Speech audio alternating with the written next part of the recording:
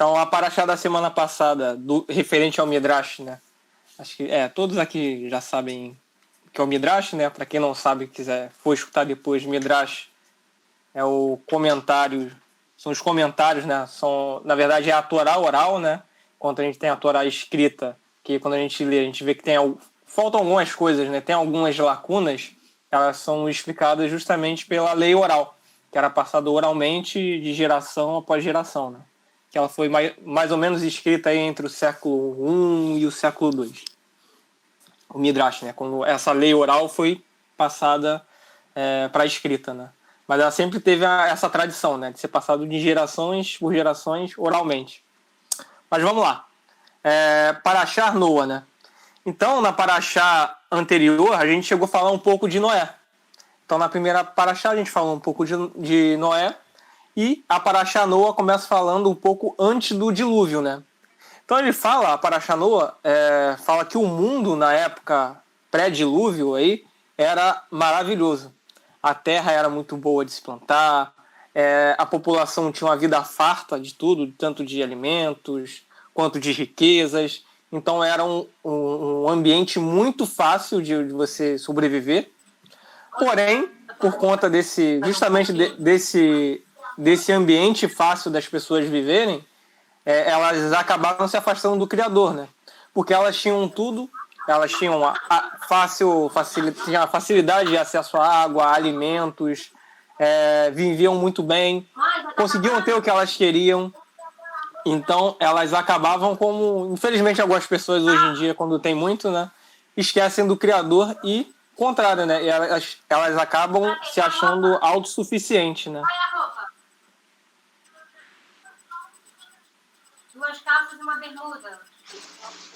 Caiu. Caiu, William. Olha, caiu. Chuva. O William deu um escorregou, mas voltou. A internet deu foi só balanceou. Trupicou, mas não caiu. Foi só um díbule, né? Só. Vamos lá. Então, naquela época, a época da pré-dilúvio, né, segundo o Midrash, fala que as pessoas tinham tudo. Tudo que a pessoa queria, ela tinha. E por conta disso, elas começaram a se esquecer do Criador, né? Porque elas não se voltavam mais para o Criador. Elas queriam comida, elas tinham comida. Elas queriam água, tinham água. Elas queriam riquezas, era fácil ter riquezas, obter riquezas naquela época. Então, eles acabaram esquecendo do Criador. E, pelo contrário, acabaram também criando divindades, adotando a natureza como se fosse Deus. Então, tudo isso aconteceu nessa geração antes do dilúvio, né? E o Midrash fala que quanto mais se passavam as gerações, pior eles ficavam, né? Então, quanto mais avançavam no tempo, mais eles se afastavam do Criador, mais eles se achavam autossuficientes, mais eles decaíam moralmente, né? E o Midrash também fala que depois dessas gerações, né, com o passar do tempo piorando cada vez mais, atos que nós sabemos hoje em dia que são odiosos, né, como se roubar, matar, se tornou algo normal. Então eles roubavam, eles matavam. O Midrash fala que essa influência de roubar, matar, a moral deles estava tão baixa que eles estavam inclusive influenciando os próprios animais. Então o Midrash fala que os animais próximos, que viviam próximos aos seres humanos, o que aconteciam com eles? Você via animais de raças diferentes se cruzando entre si. Assim como o ser humano vivia no declínio moral, né? Fala que cometia todos os tipos de atrocidades morais, roubava. Também o Midrash relata, né, que era normal naquela época um homem que era mais forte, um cara que tinha poder, ele entrava na casa da pessoa e roubava a esposa, roubava... Era uma barbaridade. Então, essas gerações... E quanto mais se passava o tempo, pior eles ficavam, né?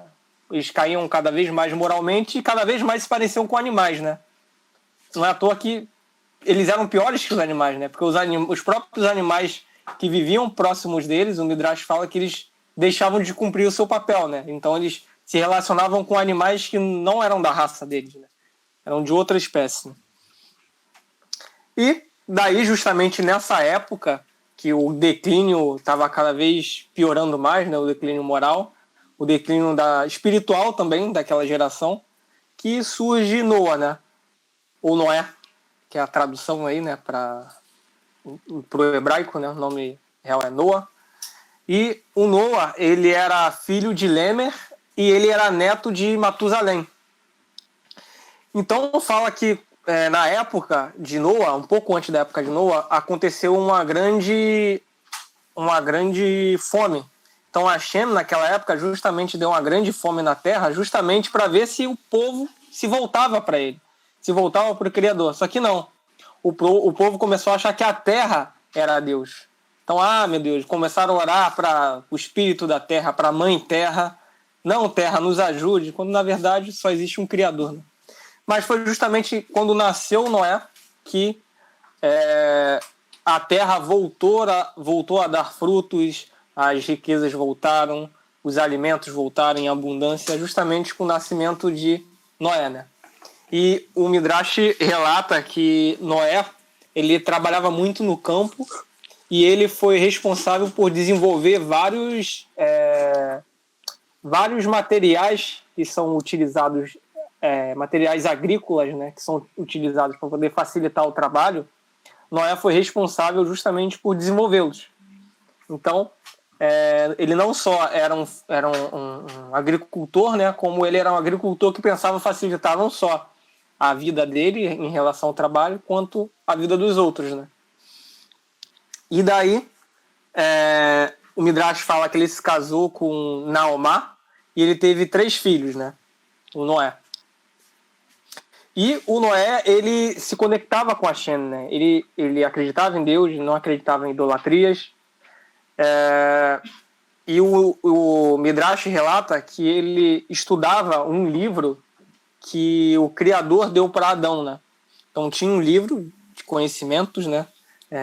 Provavelmente conhecimentos aí cabalísticos, e o Noé, ele aprendeu a se conectar com Deus através desse livro que Hashem deixou para Adão, e Adão passou, né, de gerações a gerações até que chegou nas mãos de Noé. E Noé estudava muito esse livro e também estudava o livro do seu bisavô, o Enoque, né? Então, a partir desses 2 livros, né, o livro que Adão deixou e o livro de Enoque, que Adão estudava, que ele se conectava com o Criador, né? Então, os estudos que Noé tinha era através desses dois livros, né? Fala que depois de um tempo, né, Noé vivia no meio daquela geração, né, que era uma geração impura. Noé se decide afastar daquela geração, porque ele não queria se contaminar e nem contaminar a sua família com os aspectos morais daquela época, né? Então ele acaba se afastando um pouco, se isolando um pouco daquela geração. Ele vai viver um pouco afastado das cidades, né? Vive um pouco isolado. E o Midrash fala que, e a Torá também fala isso, né? Que o Noé, ele era perfeito em sua geração. Ele era um tzadik da sua geração. E a gente pode considerar aí um único tzadik, né? Que a gente pode separar da época, né, da sua geração, era justamente o Noé. Ele era um tzadik para os padrões da época.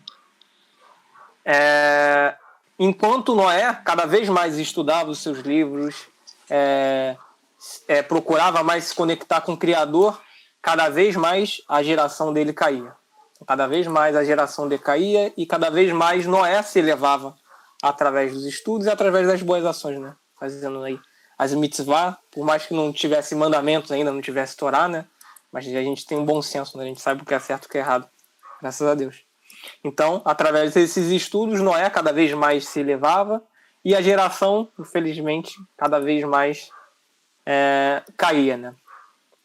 E o Midrash começa a explicar justamente por que aconteceu o dilúvio, né? E o Midrash explica o porquê das águas também serem usadas por que o castigo veio através das águas, né? E não através de outras coisas, de animais ou de seja lá o que for. E o Midrash traz uma história muito curta, mas muito bonita, né? Que ele fala o seguinte, que certa vez tinha um rei e esse rei, ele ele era um rei muito bom, né? Um rei muito bondoso, e ele gostava muito dos seus súditos, né? Gostava muito das pessoas do reino. E daí ele decidiu dar uma festa. Só que ele notou que na cidade dele tinham muitas pessoas mudas, né? Tinham muitos mudos. Então a primeira coisa que ele fez, poxa, a primeira festa que eu vou dar vai ser para as pessoas mais carentes, né? Então a primeira que eu vou pegar vão ser as pessoas que são mudas, né? Eu notei aqui no meu reino tem muitas pessoas mudas, essas pessoas são um pouco afastadas, né? Estão um pouco à margem da sociedade, eu quero dar uma festa para eles. Então ele reuniu todos os mudos da cidade, foi uma festa e teve tudo. E ele recompensou os mudos, e os mudos tiveram um banquete muito bom, compartilharam a sabedoria, escutaram a sabedoria do rei, ficaram muito felizes. Por mais que eles não conseguissem falar, o rei notou que todos eles faziam o seu trabalho independente de qualquer coisa, né? E eles ficaram muito felizes, né? E foram muito gratos ao rei, fazendo o seu trabalho melhor ainda. E logo depois, o rei notou também que a cidade estava com muitos mendigos, né? Então ele viu que a cidade estava com muitos mendigos e ele decidiu chamar esses moradores de ruas também para fazer uma festa. Falou, poxa, eu dei as festas para os mudos, agora eu quero dar a festa para esses moradores de rua. E daí ele deu a festa para os moradores de rua e tal, eles comeram, beberam e tal. Só que quando os moradores de rua saíram do castelo do rei, eles começaram a reclamar. Falaram, poxa, por que a gente tem que ficar na rua? A gente quer ficar aqui dentro. A gente quer comer, a gente quer vida boa, e começaram a reclamar com o rei. O rei falou, não, então, a festa já aconteceu, vocês já receberam a recompensa de vocês, agora vocês já receberam ouro, agora vocês podem viver cada vez melhor aí a vida de vocês, já dei tudo para vocês. Agora é só vocês melhorarem as suas vidas. E os mendigos foram, torraram o dinheiro deles e voltaram para o rei querendo cada vez mais. E o rei falou, não, eu já dei a parte para vocês poderem melhorarem as suas vidas. E os mendigos ficaram com raiva e começaram a destruir o reino daquele rei. Começaram a atacar a cidade, atacar os mercadores, atacar as pessoas inocentes daquela cidade. E o rei decretou que todos aqueles moradores de ruas, né, fossem presos. E o Midrash fala que justamente aquela geração daquela época era isso. Nessa história que eu contei, a geração daquela época é como fossem os moradores de rua. O rei chamou eles para dentro do palácio, deu comida para eles, ofereceu dinheiro para eles mudarem as suas vidas, só que eles fizeram. Pegaram esse dinheiro, torraram, não aproveitaram a sabedoria do rei e começaram a fazer coisas erradas dentro da cidade. E eles foram punidos por isso. Todos os moradores de ruas foram punidos por isso, né? Já os mudos, não. Os mudos, aí no caso, o Midrash, a história do Midrash diz que são as águas. As águas, ninguém vê, né? O mar falando, né? O mar não fala. Mas por mais que tudo isso aconteça, os mares sempre seguiram a ordem do Criador. Por mais que aconteça, tanto os mares quanto todos os elementos da natureza, a natureza em si, né? Ela segue os mandamentos do Criador. Você não vê a natureza mudando o seu curso aí, a seu bel prazer, né? Já o ser humano não, ele deixou de cumprir o seu papel e foi punido por isso. Então, nessa história, as águas são comparadas justamente com os mudos, porque, independente de qualquer coisa, eles sempre continuam fazendo o seu trabalho, e os moradores de ruas são comparados com os seres humanos daquela época, né? Porque Deus deu tudo para eles, forneceu tudo que eles poderiam querer, e mesmo assim eles foram ingratos, né, com o Criador. E daí a gente continua, né? Então, após de todo esse tempo do Noé também se conectar cada vez mais com o Criador, Hashem dá a ordem dele construir a arca, né? E o Midrash fala que Noé, né, Noah, começou a construir a arca, mas ele ainda assim não acreditava muito bem que o Criador iria fazer um dilúvio, né? Ele esperava, poxa, não acredito que Deus vai fazer um dilúvio, vai matar tantas pessoas assim. E o Midrash relata, né, que justamente essa época, eu esqueci de anotar, mas foram vários anos, foram mais de 50 anos que o Noé demorou para construir a arca, né? O Midrash fala que Hashem tentou de todas as formas fazer com que aquela geração fizesse um retorno, né? Fizesse techuvá. E a última chance que o Eterno deu para aquela geração fazer techuvá foi justamente quando ele mandou Noé procurar os animais, né? Então o Midrash fala que Hashem falou, quero que você separe os animais, os animais que forem escolhidos, eles vão se reverenciar para você, e você saberá que esses animais serão os animais que serão usados na arca. E durante todo esse tempo que Noé também ficou procurando os animais, Hashem tentou a todo custo fazer com que aquela geração mudasse, com que aquela geração fizesse techuvá, né? Inclusive, a própria construção da arca, o Midrash fala, foi um alerta para aquela geração. Porque se Hashem mandou Noé construir a arca e aquela geração fizesse techuvá, não iria ter mais dilúvio. Mas o que eles fizeram? O contrário, eles caçoavam de Noé, falavam, o que você está construindo? O que é isso? Isso é besteira. E olha lá, esse Deus aí nem existe. O que existe são os deuses que a gente acredita. É o Deus mar, é o Deus terra, é o Deus ar, seja lá o que for. E eles caçoavam de Noé. Eles achavam Noé engraçado, achavam Noé meio bobo, né? E eles foram justamente punidos também por conta da arrogância deles, né? E Hashem manda, né, Noé reunir todos os animais. Ele reúne todos os animais. E daí, Og, né, o gigante Og, que a gente vê, que aparece mais na frente, ele tem ciência que o dilúvio vai acontecer. E ele vai lá falar com Noé, e ele fala que vai servir o Noé, né? Pede ajuda, falar que vai ser um grande amigo de Noé, que vai servir Noé se Noé o salvá-lo, né? E Noé constrói uma jangada, né, próximo e amarra, né, próximo à arca. Essa jangada era fechada e por essa jangada ele alimentava o Og, né? Jogava alimentos e o Og sobreviveu também, como a gente vai ver mais à frente, ao dilúvio, né? Então, depois de todas essas tentativas que o Criador deu, né, para aquela geração, vários anos que ele deu para aquela geração fazer techuvá, o dilúvio acontece, né? E o Midrash fala que começou como uma chuva fraca, né? Então começou como uma chuva fraca que foi aumentando. E as pessoas no início ficaram tranquilas até que a chuva aumentou e eles, caraca, Noé não estava mentindo não, Noé estava falando a verdade, mas aí já era tarde demais.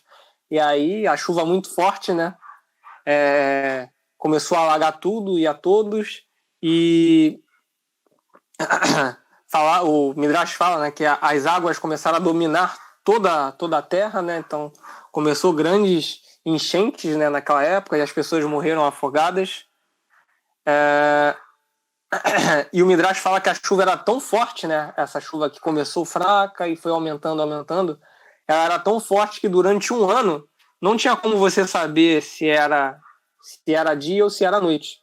Para você saber se era dia ou se era noite, você tinha que ter uma pedra, né? Normalmente, pessoas que velejam sabem, né? Você pegar uma pedra e uma pedra preciosa, né? Principalmente, e você colocar em direção ao céu, se ela brilhar, quer dizer que é dia.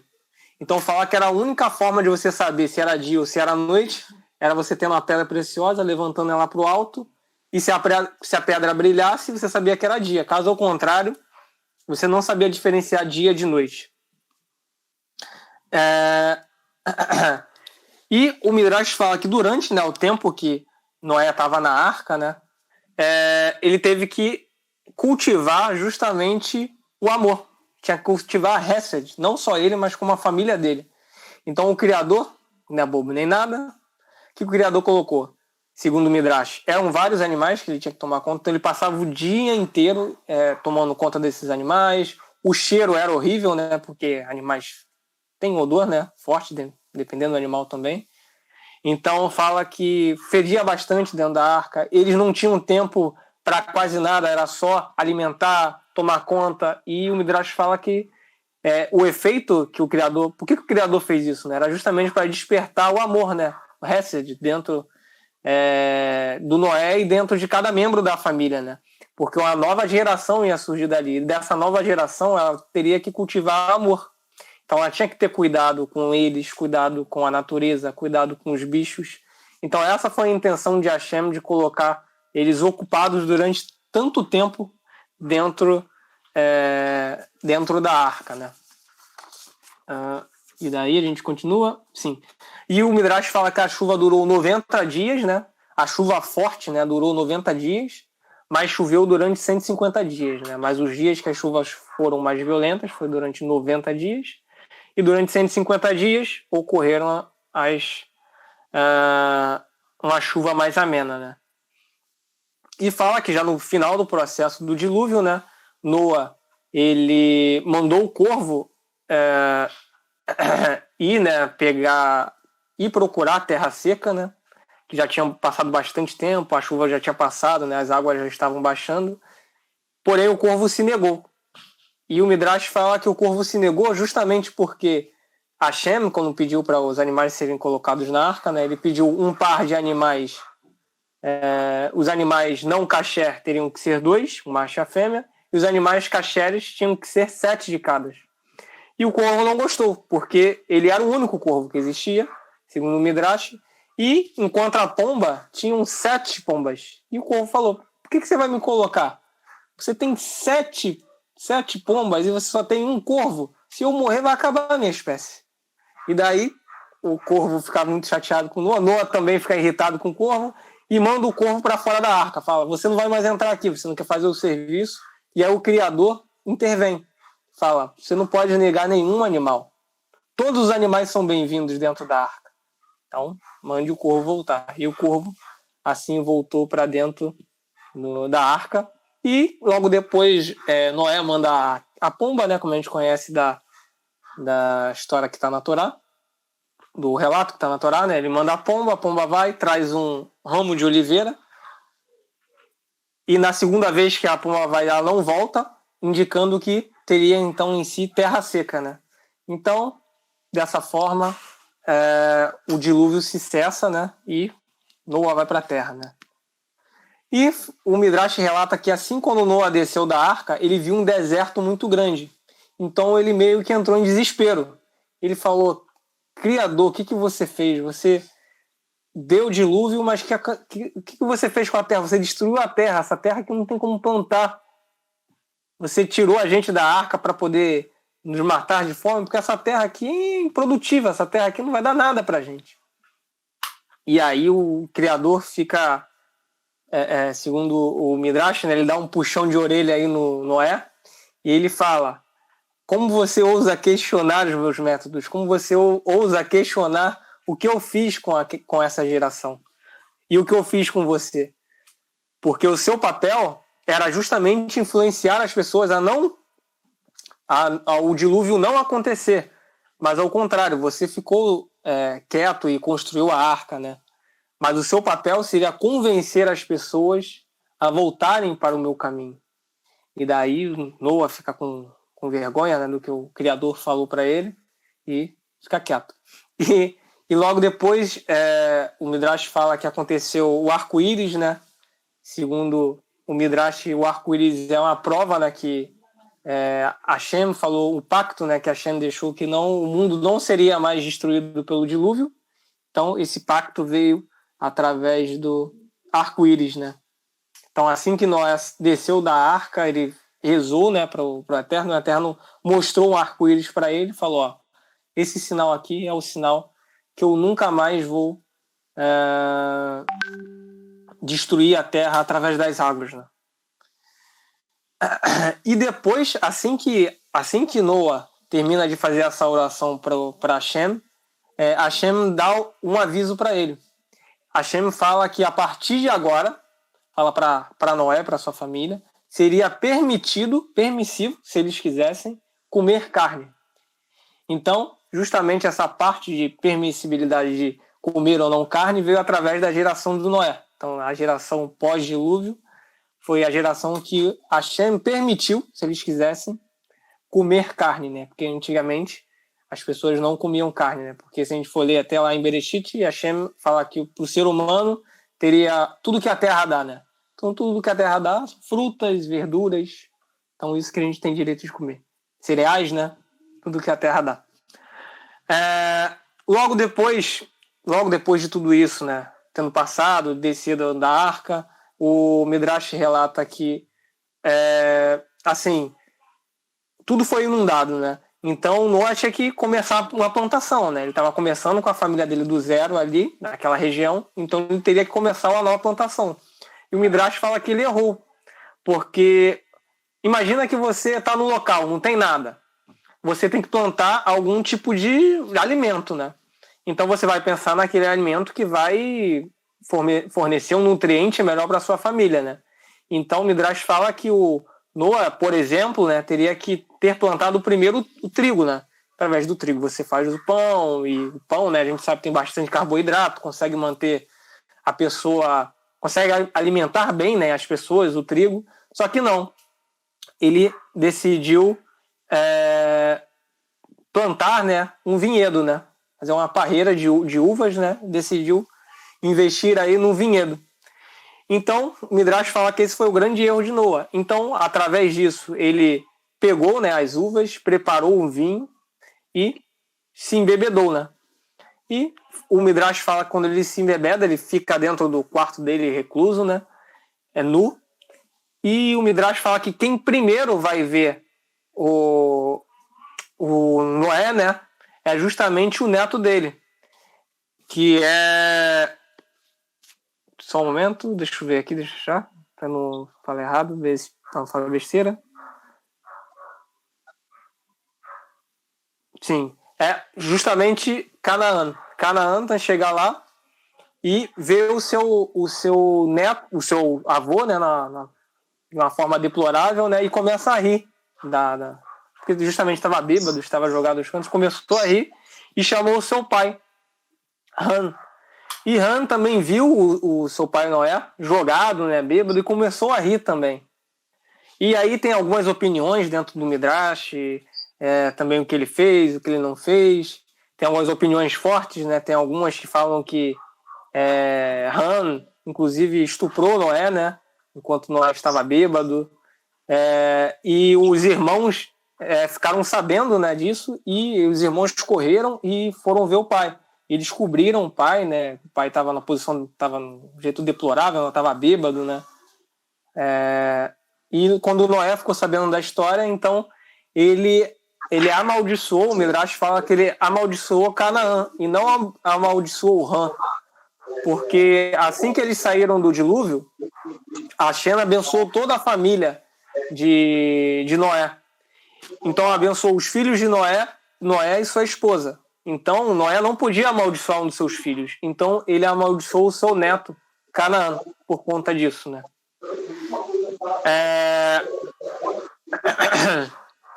Logo depois disso, né? Então com isso a gente fecha essa parte de Noé. E o Midrash relata que dos filhos de Noé, né, de todos os filhos dele, o povo judeu descendeu de Shem. Então, dentre os 3 filhos de Noé, Shem é o descendente do povo judaico, né?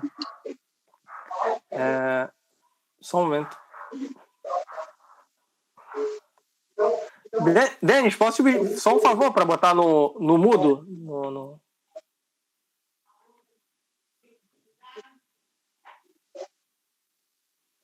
Oi? Tá. Tem como você colocar no mudo? Porque às vezes fica fazendo um barulho de... Não foi, não? Não, acho que agora... Não foi, não. Clica no microfonezinho que tem na tela. Clicou? Então tá tranquilo. Então vamos lá. Então logo depois dessa passagem, né, de Noé, a gente entra dentro do Midrash, né? O Midrash já vai direto explicar a Torre de Babel, né? Então, quando ele chega na Torre de Babel, ele fala que o rei Nimrod, né, que era neto de Han, ele se tornou um rei e ele mesmo se auto-intitulava um deus, né? E o Midrash fala que ele era muito bom com caças, né? Então ele ficou muito famoso por ser um perito, né? Um ótimo caçador, né? E o Midrash fala que ele era um ótimo caçador justamente por conta, o Midrash denomina, né, as vestes de Adão. Então o Midrash fala que o rei Nimrod, ele roubou as vestes de Adão. E Adão, ele tinha uma conexão muito grande com os animais. Então fala que Nimrod, com essas vestes, ele conseguia atrair os animais.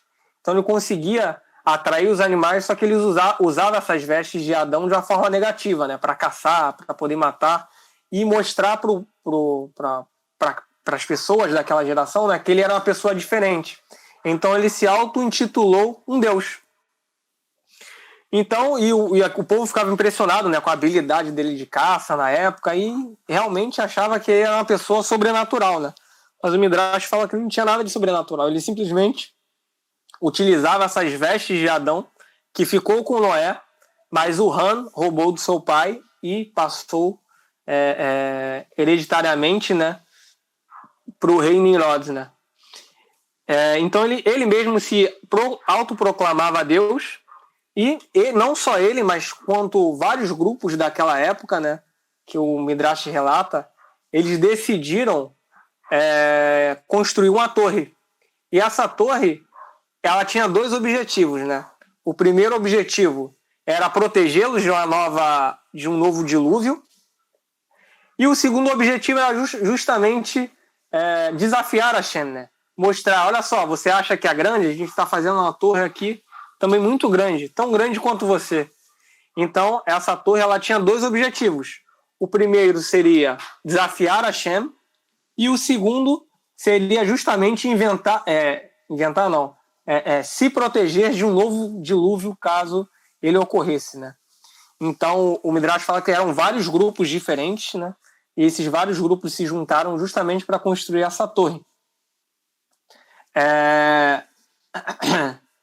E a Hashem ficou sabendo dessa... Óbvio, né? Que a Hashem ficou sabendo dessa empreitada daquela geração. E a Hashem não destruiu aquela geração. E a gente pode perguntar, poxa, a gente sabe que a geração pré-dilúvio ela foi destruída porque eles também voltaram o rosto contra o Criador. Mas essa geração também está iniciando da mesma forma, virando o rosto para o Criador, querendo ser melhor do que o Criador. Mas o Midrash fala que aí tem uma diferença. Na geração pré-dilúvio, todos os seres humanos eles não eram unidos, todos eles eram desunidos, né? Então um atacava o outro, um invadia a casa do outro e o mais forte sempre imperava sobre o mais fraco. Porém, nessa geração não. Por mais que eles estivessem contra o Criador, o objetivo deles, eles se uniram nesse objetivo.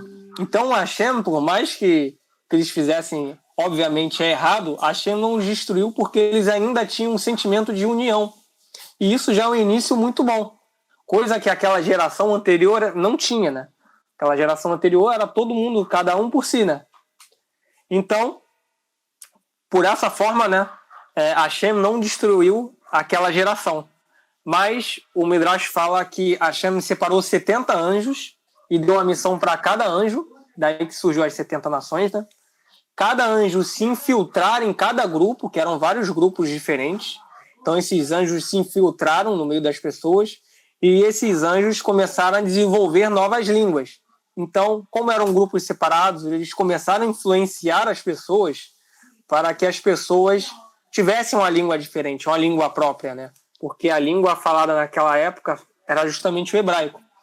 Então, dessa forma, como cada um desenvolveu a sua língua, eles acabaram se afastando um pouco dos outros, acabaram não tendo tanta comunicação assim, e esse plano de construir a torre acabou sendo deixado de lado, justamente por conta da comunicação entre eles, né? Continuando.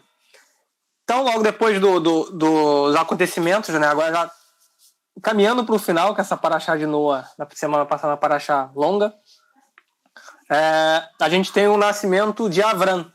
Futuramente vai ser Abraham, né? Abraão. Então, o nascimento de Avram, né, ele já é um pouco polêmico, né? Aquele rei, não tem o rei Nimrod, que roubou as vestes de Adão, né? Que ele era um exímio caçador. Então, os astrólogos do rei Nimrod, eles falaram o seguinte, falaram, rei, a gente viu aqui nas estrelas que vai ter uma criança que vai conseguir te matar e que vai te destronar. E ele fica desesperado. Ele fica, como assim? Uma criança? Ele falou, mas ele ainda é uma criança? Sim, ele é um recém-nascido nesse exato momento. E daí, o rei Nimrod se desespera e o que ele dá? Ele dá um decreto para matarem todos os recém-nascidos daquela época, daquela cidade. Porém, dentro do próprio palácio do rei Nimrod, tinha um servo muito fiel, que era o Terar, que era o pai de Abraão. E daí, o pai de Abraão escuta os astrólogos falando e começa a rir, né? Começa a falar, mas rei, você vai acreditar? Mas meu filho acabou de nascer, né? O meu filho você não vai matar, né? Não, fica tranquilo, você é um servo muito fiel meu, o seu filho ele não vai ser afetado, não vai ser afetado por isso. E daí ele começa a mandar os soldados, né, invadirem a casa de todas as pessoas e matarem todos os recém-nascidos. Então os recém-nascidos são mortos. Porém, os astrólogos falam que a criança ainda está viva. Os astrólogos falam, então, olha só, a criança ainda está viva. Então, provavelmente, essa criança é filho do Terah. O filho do Terah vai ser a pessoa que vai te matar e vai acabar com o seu reinado. E daí, o Terah fica sabendo, né? Porque ele trabalhava justamente na corte, né? Ele era muito influente na corte do rei Nimrod. E daí, ele fica sabendo disso e ele pega o filho da sua serva. Quando os soldados do rei Nimrod chegam na casa dele, né, pedem o filho dele, ele pega justamente o bebê da sua serva e entrega falando que é o seu filho. E aquele bebê, felizmente, é morto, né? E ele esconde o Avram, né, que ainda não era Abraão, em uma caverna. Então ele ia lá, conversava com seu filho e tal, alimentava ele, mas só que manteve ele escondido durante alguns anos, para justamente passar essa época, né, de caçada aos recém-nascidos. E daí fala que foi justamente nessa época que Avram ficou nessa caverna que ele começou a se conectar com o Criador. Então, o Midrash fala que primeiro, né, Avram, ele começou a imaginar o seguinte, né? Ele começou a ficar sozinho na caverna e começou a pensar, poxa, será que a terra é Deus? Ele começou a venerar a terra como se fosse Deus. E daí ele começou a notar que a terra também ficava seca e morria. Ele, poxa, a terra fica seca e morre. Mas quem deixa a terra seca? O sol. Aí ele pensou, poxa, o sol deve ser o grande criador de tudo. E daí ele começa a acreditar que o sol é o Deus que criou, que fez toda a criação. Só que daí ele começa a notar que o sol ele impera durante o dia, mas durante a noite quem impera é a lua. Então ele pensa, poxa, o sol não é tão poderoso assim. E daí, após várias tentativas de começar a entender o que seria o Criador, ele começa a notar, peraí, na verdade, todas as coisas que acontecem no mundo, só tem um que faz isso. Só existe um que faz isso. E esse sim é o Criador. Então todas as coisas que existem no mundo, as estrelas, o sol, a lua, tudo, a natureza, tudo que existe, ele é arquitetado justamente por um. E daí que Avram, né, começou a ter a noção do que seria o Criador e começou a se conectar com ele. De uma forma muito profunda, né? Porém, como nada é perfeito no mundo, né, tinha o seu pai. E o pai de Avram, depois de um certo tempo, né, que tudo isso passou, toda essa polêmica aí dos astrólogos, Avram voltou para a casa do seu pai. E o pai de Avram, o pai de Abraão, né, ele trabalhava justamente construindo deuses, né? Então naquela época eles acreditavam muito em imagem, muito em deuses, né? Deus disso, Deus daquilo. E o pai do Abraão era responsável justamente por construir isso, né? Ele era o artífice aí dos deuses, né? Ele construiu os deuses lá. E certa vez, né, o seu pai era muito ocupado, né? Também trabalhava na corte do rei Nimrod. E o pai dele ensinou ele a trabalhar só. Vai ser o seguinte, você vai entrar aqui, você vai trabalhar na loja hoje. Vou te ensinar a trabalhar. Quando vier alguém muito rico, o que você vai fazer? Vier alguém muito rico, você vai oferecer a maior imagem que tem. A maior imagem vale mais, então você vai cobrar bastante para ele. Quando vier alguém pobre, o que você vai fazer? Você vai pegar uma imagem pequena e vai vender por um preço mais barato para essa pessoa. Né? E Avram falou, tá bom, pode deixar. Pai. Só que Avram já tinha noção de quem era o Criador. Ele já tinha uma conexão com o Criador. Então ele sabia que tudo aquilo ali era balela. Então ele ficava com muita raiva. Ele odiava trabalhar dentro da loja do pai. E aí no seu primeiro dia de trabalho, Midrash relata, né? que chegou um homem, né? Um homem já velho, o idoso, o Midrash fala por volta de uns 70 anos aí de idade, e ele chega na loja do pai do Avram, né? A loja do Terá, e ele fala, e o Abraão vê que ele tem as roupas muito bonitas, né? Então vê, pô, esse homem é rico. E ele chega e fala, então, oi, tudo bem? Eu queria comprar o maior Deus que você tem aí, a maior imagem. Abraão falou, tudo bem. Essa daqui é a maior que eu tenho. Eu falei, não, eu quero essa. Tá. Abraão, posso te fazer uma pergunta? O homem pode. Quantos anos você tem? Aí o homem falou, eu tenho 70 anos de idade. Nossa, mas você é muito velho, hein? Aí o coroa ficou olhando assim pra ele. Sabe quantos anos tem essa imagem? Um dia. Foi feito ontem. Você vai obedecer um Deus que foi feito ontem? E aí o homem fica com raiva, falando, não quero mais nada não. E sai da loja. Logo depois vem uma velhinha.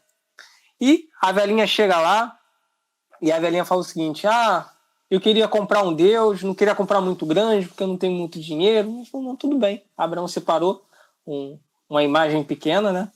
E aí ele falou, posso te fazer uma pergunta? Ela, pode. Por que você quer um Deus desse? Então, eu quero um Deus desse para proteger a minha casa. Porque assaltantes entraram na minha casa e roubaram tudo. Abraão pega um martelo e quebra a imagem. Aí ele fala, se essa imagem não é capaz de proteger ela mesma, você acha que ela vai proteger a sua casa? E a velhinha se espanta. Aí a velhinha fala, tudo bem. Então quem vai me proteger? Aí Abraão aí que ele começa a disseminar a ideia do monoteísmo. E ele fala para a velhinha, então, senhora, existe um Criador acima de tudo. Não é essa imagem que vai te proteger, e sim o Criador. Ele começa a conversar sobre o Criador com aquela velhinha, e aquela velhinha gosta de escutar isso, mas também não compra nada. E aí, o seu pai chega e aí, como é que foi as vendas? E a Abraão fala, pai, hoje a gente não vendeu nada. E o pai estranha, né? Mas tá bom. E aí passa mais um dia, e acontece de novo de Abraão ficar na loja do seu pai. Só que dessa vez ele entrou no estoque e ele viu um monte de deuses. Ele ficou com muita raiva, ele começou a quebrar aquelas imagens. E quando o pai dele chegou, que ele estava com um machado para poder quebrar uma imagem, a maior que tinha, o Midrash fala que era uma imagem do tamanho de um ser humano, né, muito grande. Quando ele estava com um machado para poder quebrar, quem chega? O pai de Abraão. E fala, o que você está fazendo? Aí Abraão, que não é bobo nem nada, né? Falou o seguinte, então pai, o que aconteceu? Eu estava aqui, daí esse Deus aqui maior ficou com raiva dos outros deuses pequenos e começou a bater em todos eles. E quando eu cheguei aqui, esse Deus maior quebrou todos os outros deuses pequenos. Aí eu peguei o machado e agora eu vou matar ele. E os pais dele ficam com raiva e falam, onde você já se viu? Esses deuses não se mexem, esses deuses não têm vida. E daí Abraão, que não é bobo nem nada, falou o seguinte, espera aí, se você falou que esse Deus não tem vida, por que você serve esse Deus? E daí o pai de Abraão fica com muita raiva, fica irado com ele, e o pai de Abraão chama justamente, né, o rei Nimrod, que ele era servo, né, fiel do rei Nimrod, e fala com o rei Nimrod e fala, não tem mais jeito, meu filho, você é um pagão, você não acredita nos deuses, você não acredita que o rei Nimrod é um deus, então eu vou ter que avisar para ele. E ele vai e avisa para o rei Nimrod, né, o pai de Abraão, né, avisa para o rei Nimrod que o que o filho fez, e o rei Nimrod falou, não, traga o seu filho aqui. E daí, chegando, né, lá no rei Nimrod, o rei Nimrod pergunta a mesma coisa para Abraão, né? E fala o seguinte, então, o que aconteceu? E Abraão conta toda a história e o rei Nimrod fala a mesma coisa, né? Mas os deuses não vão se atacar, esses deuses não se mexem. E Abraão faz a mesma pergunta que ele fez para o pai dele. Então, se esses deuses não se mexem, esses deuses não têm vida, por que vocês servem ele? Se eles nem são capazes de se proteger. E daí o rei Nimrod fica irado, porque ele falou isso em frente à corte, e manda prender Abraão.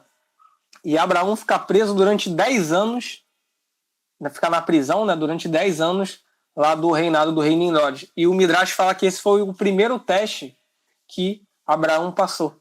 Então o primeiro teste dele foi justamente ficar preso durante 10 anos na prisão, né, do rei Nimrod, né?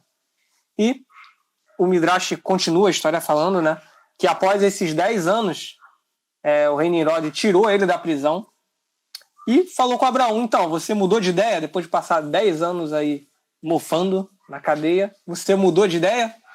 E Abraão fala: eu não mudei de ideia. Aí falou: pois muito bem, a gente vai ver se esse seu Deus existe ou não. Então, eu vou colocar você em um forno e eu quero ver se você vai sobreviver a isso.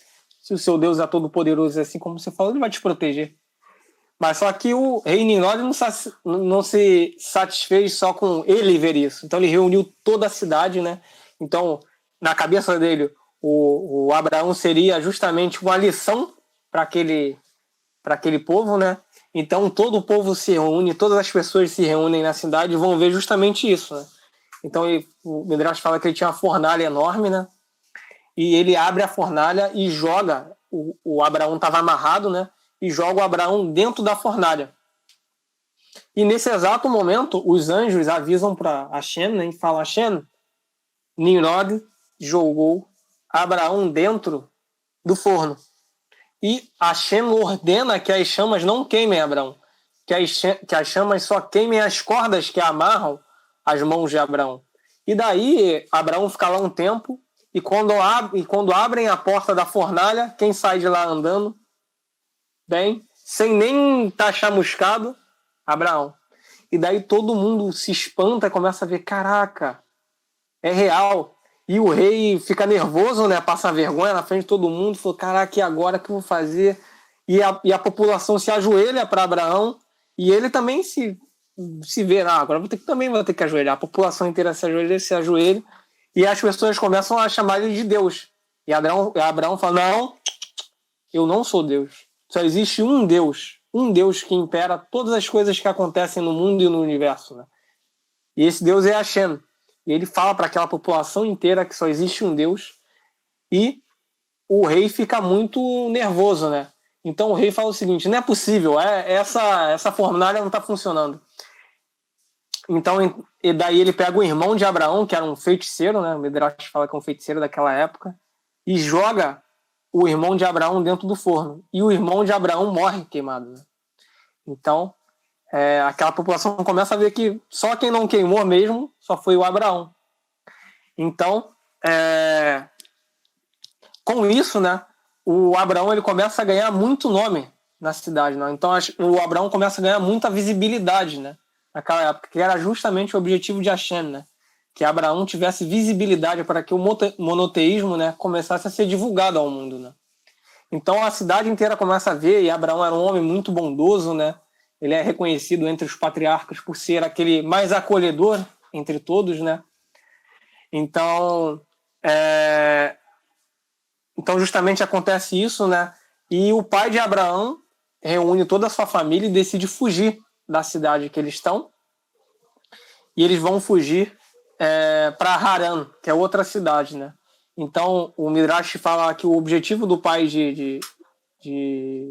vale também ressaltar, né, que o pai de Abraão, depois de todos esses acontecimentos, ele se converteu ao monoteísmo. Ele começou a acreditar no único Deus. E ele tinha medo do rei Nimrod, porque o rei Nimrod era muito covarde, né? Então ele pensou: poxa, o rei Nimrod não fez nada porque a cidade, todo mundo está venerando meu filho agora, mas e daqui a alguns anos? O que ele pode fazer com meu filho? Então ele reúne toda a sua família em segredo e eles fogem para Harã. Sim. E daí, com essa fugida aí de Avram da sua cidade indo para Harã, a gente termina a Parashá de Noa, né? E aí eu queria trazer, né, minha conclusão, né, minha opinião um pouquinho sobre essa Parashá, né, a Parashá de Noa, justamente falando sobre o Noa, né? Já que o nome da Parashá é Noa, falar um pouquinho do Noa.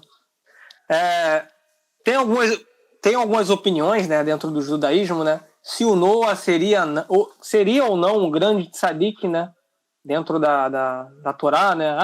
Tem gente que fala que sim, tem gente que fala que não, né? Tem algumas pessoas que falam o seguinte, né?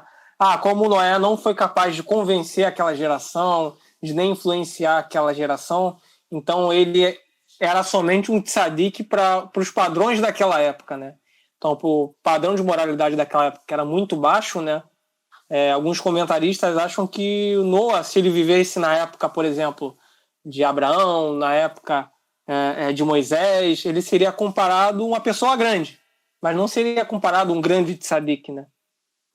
E tem algumas opiniões que dizem o contrário, que é a opinião que eu decidi trazer aqui, uma opinião que eu concordo mais, né? Eu vejo mais por esse lado, né? Bom, antes de eu começar a falar um pouco por que eu que eu considero, né, o Noé um grande tzadik, né, vem justamente da discussão que tem dentro do Talmud, né? Então, dentro do Talmud tem uma discussão se ele é ou não um grande tzadik, né? E eu acho que justamente que ele é um grande tzadik, né, justamente por causa da opinião de um dos mestres, né, do Talmud, que era o Resh Lakish, né, chamado de Resh Lakish. E por que a minha opinião justamente vai de frente, eu acredito, né, justamente com a opinião do Resh Lakish, né? O Resh Lakish, antes dele se tornar um mestre, né, aí do judaísmo, ele foi gladiador. Na verdade, antes ele era um assaltante, né? Então ele era um assaltante, ele vivia no meio de pessoas ruins, né? Logo depois ele se tornou um gladiador. Então ele lutava, matava pessoas, né? Vivia, né, num mundo bem complicado, né? Bem violento, né?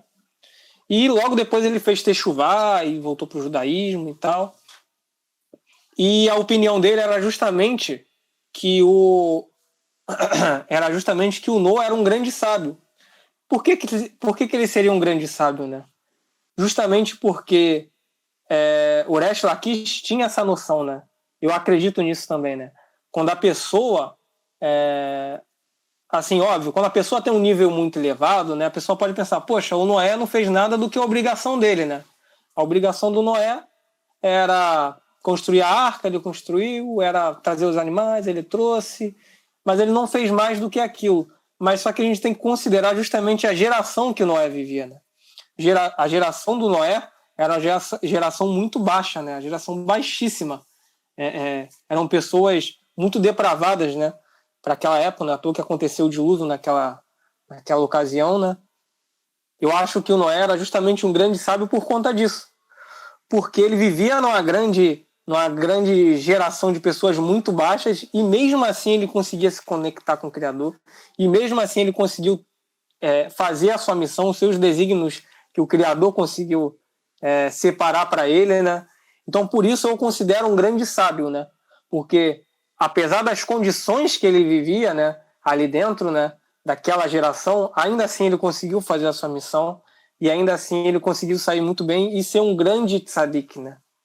Eu acho que, pelo menos na minha opinião, né, a gente deve observar as pessoas sempre com o olho direito e não com o olho esquerdo, né? Quando você olha com o olho esquerdo, você procura criticar, é uma metáfora, né? Você procura criticar mais um pouco o outro. Ele poderia ter feito isso, poderia ter feito aquilo. E quando a gente olha pelo olhar direito, pelo olho direito, né, a gente consegue ver as principais características da pessoa, né? Por mais que Noé não tenha convencido aquela geração, Noé era uma pessoa muito muito concentrada, né, no seu trabalho, né? Em nenhum momento ele titubeou na sua missão, em nenhum momento ele voltou atrás dessa missão. E com certeza na época dele motivos ele teve, né? Como o Midrash mesmo fala, né, ele era caçoado várias vezes pelas pessoas, né? Por que você está construindo isso? Por que você faz isso? Quem é esse eterno? Quem é esse Deus? Não se liga não, existem vários outros deuses. Então ele sozinho, a gente pode dizer assim, por que o Noé, na minha opinião, é um grande tzadik, né? Porque ele sozinho, ele enfrentou uma geração inteira. Então, essa é a minha opinião e assim eu fecho a Parashá de novo.